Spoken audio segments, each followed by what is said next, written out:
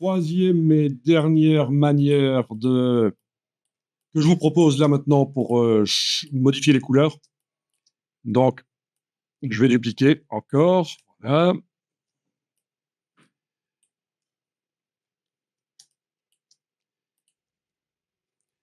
Je vous montre. Regardez la méthode. Dans la palette nuancier, je vais aller en bas à gauche. Il y a des groupes de couleurs, en fait. Je commence par exemple par aliments, boissons. Donc, il y a une palette qui s'ouvre ici avec des groupes de couleurs. Je vais agrandir la palette nuancier. Au fur et à mesure que je vais cliquer sur les groupes de couleurs sur le petit dossier, ça va s'ajouter là. Et donc, je vais passer aux palettes suivantes, voilà, avec les flèches. Donc, je suis passé à crème glacée. Voilà, ça, je trouve que c'est intéressant. Voilà, c'est ajouté, etc. Il y en a parfois avec 5, 6, 7 couleurs. Hein, donc, voilà. Donc, l'idée, c'est de faire ça. Alors, bien sûr, ces groupes de couleurs, on peut aussi les générer au départ de photos. C'est pas difficile du tout au départ d'une photo de générer une gamme de couleurs. Donc ça, c'est pas des groupes de couleurs, c'est des catalogues couleurs. Je passe avec ceci. Hein. C'est des catalogues de couleurs, ça c'est autre chose. Et on va revenir à des groupes de couleurs à un certain moment. Ça, c'est les dégradés.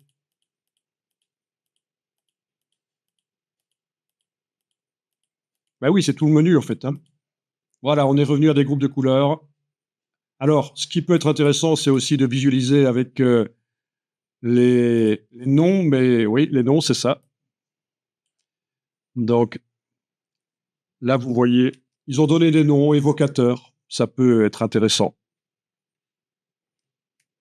Bon, je vais quand même revenir en liste de vignettes. Et alors, ces groupes de couleurs, on va pouvoir les attribuer à l'illustration, tester, voir ce que ça donne.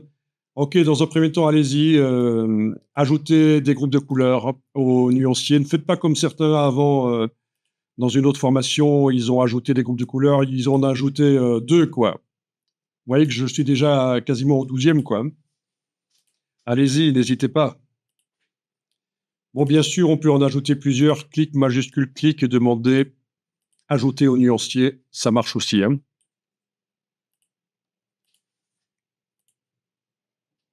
Voilà, donc j'ai plein de groupes de couleurs pour faire des tests d'attribution sur mon illustration et voir ce que ça donne.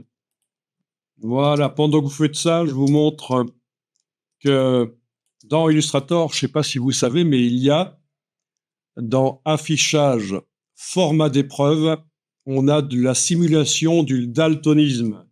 Les deux types de daltonisme les plus courants.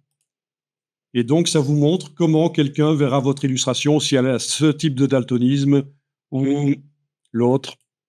Voilà. Vous connaissiez? Non.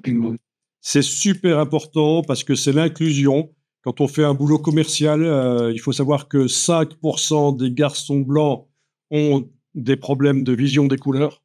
Et donc, quand on fait la communication, pouvoir dans le dossier indiquer qu'on a pris en compte ça pour la lisibilité, c'est important. Je vais remontrer.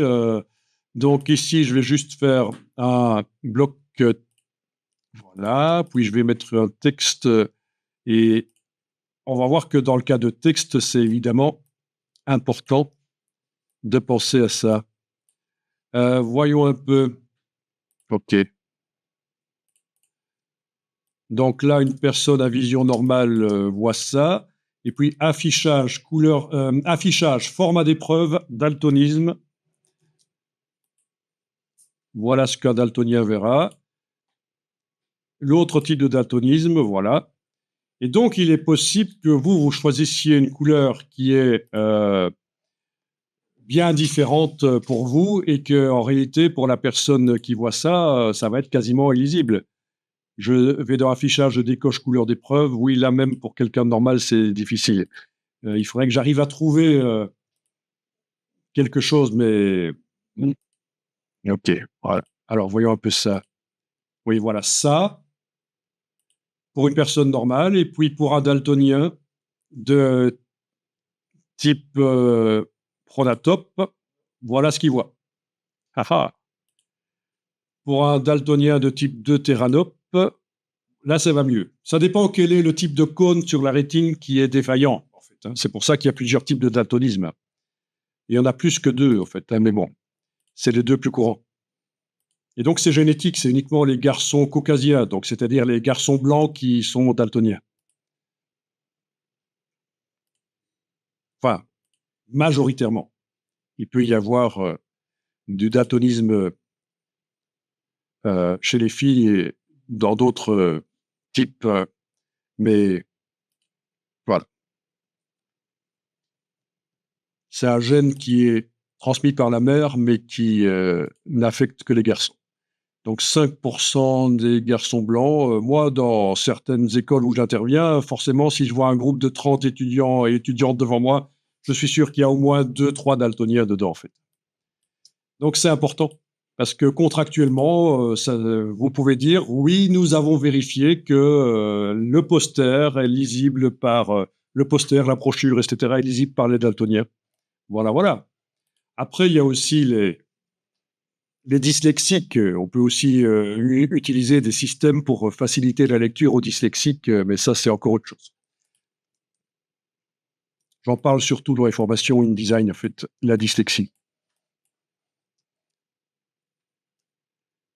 Donc, je vais dupliquer ça et travailler sur la copie, voilà. Donc, édition, modifier les couleurs, redéfinir les couleurs de l'illustration et vous avez ici les groupes. Je clique et voilà, ça applique les couleurs sur l'illustration.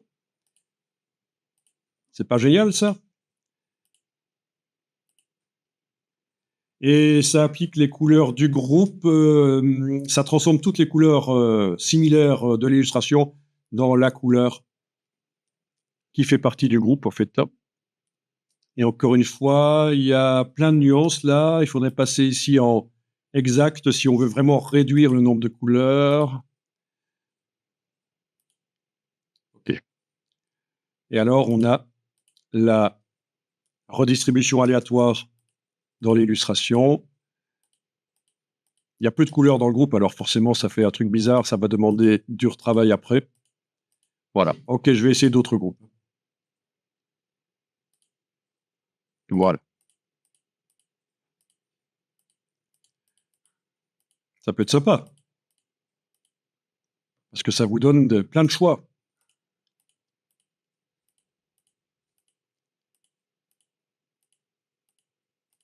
OK. Quand il y a un truc qui vous plaît, OK.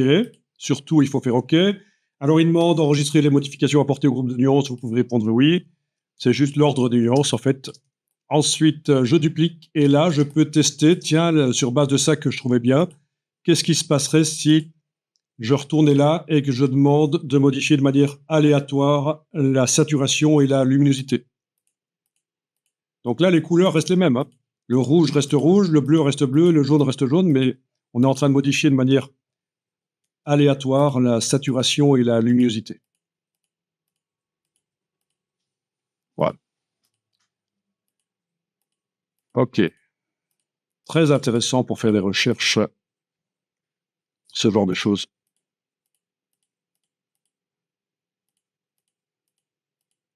Faire des choses qui arrachent un peu, hein, qui sortent un peu de ce qu'on a l'habitude de voir. OK. Clic, clic, clic, clic. Édition copier. Je viens là. Édition coller cette fois-ci. Et je peux aller repositionner si ça me dérangeait que le personnage ait changé. Voilà. Et alors, il y a peut-être possibilité d'aller enlever les anciennes couleurs du décor entre les roues du vélo en les supprimant. Cas particulier des roues de vélo.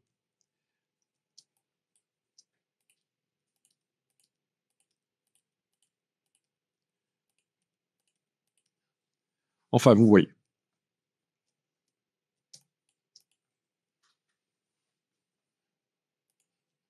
OK. Ah oui, par redéfinir les couleurs, on peut aussi aller modifier chacune des couleurs d'illustration. grâce au curseur ici, hein. Si le jaune ne me plaît pas, je l'active là et on a les curseurs teintes, saturation, luminosité qui permettent d'aller modifier ça. Voilà, chaque couleur peut être modifiée par là. On n'est pas en correction globale parce que là, on modifie que la couleur sur laquelle on clique. OK. Le bleu, voilà, etc. Ça peut être très intéressant.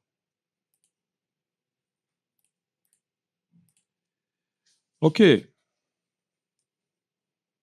Si je résume les méthodes que j'ai utilisées jusqu'à présent, il y avait la méthode correction globale, teinte, saturation, luminosité, qui m'a donné ce genre de choses qui restent encore assez réalistes. Et il y avait la méthode modifier de manière aléatoire l'attribution des couleurs sur les objets d'illustration, sauf sur les personnages ici, c'est juste sur le décor. Et puis, j'ai fait une réduction des couleurs, parce que là, ça marchait mieux que ça. Ça ressemble vraiment à des illustrations que je voyais dans les années 70, quand j'étais jeune. C'est traumatisant. OK, je rigole, je suis un peu taquin. On a vu une autre méthode, la méthode des groupes, attribuer des groupes, donc ça c'est assez radical. Et alors, vous voyez quelle est la quatrième méthode que je vais vous montrer? Et dernière pour maintenant. Qu'est-ce que je pourrais encore vous montrer comme méthode pour modifier les couleurs de l'illustration?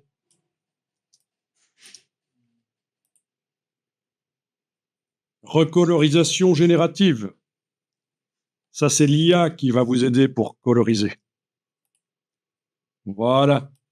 Et là, vous avez déjà quelques petits exemples de prompt. Ça marche par prompt. Tu as déjà testé et tu as détesté. Tu n'as pas détesté, tu es toujours en test. Je rigole. OK, donc il faut trouver la description. Voilà.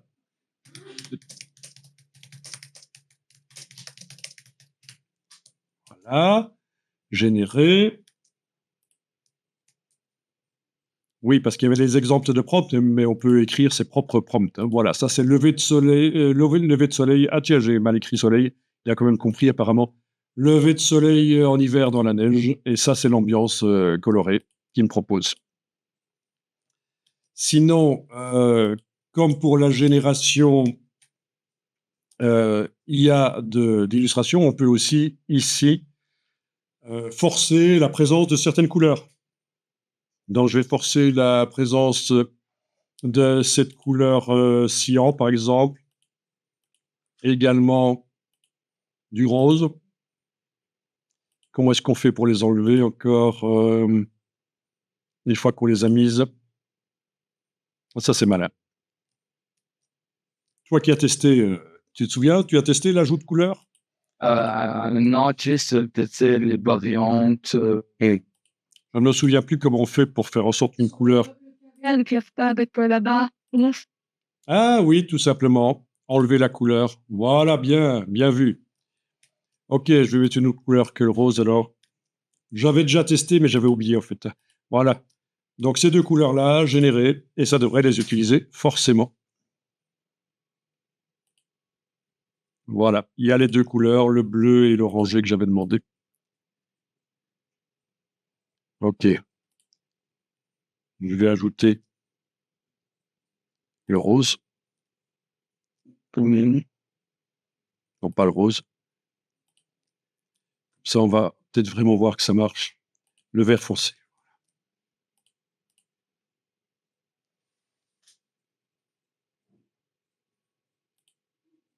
Voilà, en principe, il y a le vert foncé avec.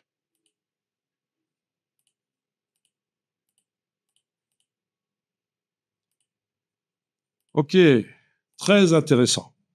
Ça fait des choses bizarres parfois, il faut corriger. Très intéressant, toutes ces modifications des couleurs.